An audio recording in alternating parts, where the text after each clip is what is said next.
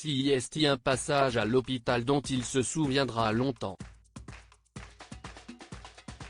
Invité dans C'est à vous ce mercredi 24 mars pour présenter son autobiographie William parue le 3 mars dernier, William Sheller a livré de tristes confidences sur la maladie qui l'a contraint à mettre un terme à sa carrière musicale.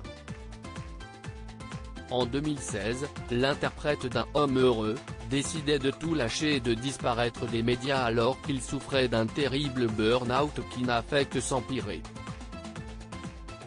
De quoi lui valoir de nombreux rendez-vous médicaux, dont une visite dans un hôpital qui l'a particulièrement marqué et qu'il a souhaité raconter à Anne-Elisabeth Lemoine et son équipe. Le chanteur s'est souvenu qu'une fois dans les couloirs d'un hôpital alors qu'il était bouffi par la cortisone, il a été confondu avec une autre personnalité. Décédé quelques mois plus tôt, il y avait un gentil infirmier qui m'a dit « Est-ce que je pourrais vous demander quelque chose? Vous ne seriez pas Jean-Pierre Coff ?» Alors là j'ai dit « Non, il nous a quittés il y a quelques mois », a confié William Sheller. Une anecdote aussi surprenante qu'embarrassante qui a beaucoup fait rire les chroniqueurs du talk-show de France 5.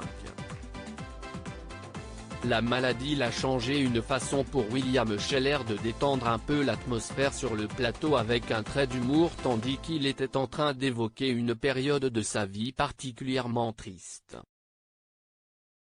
Quelques minutes plus tôt, l'artiste de 74 ans racontait comment la maladie l'avait changé. « J'étais malade.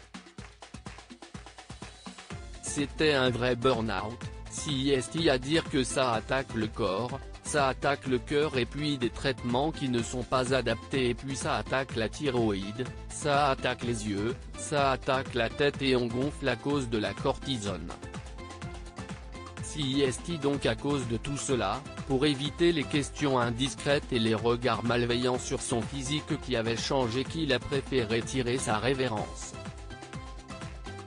Une période qu'il décrit comme une mort initiatique.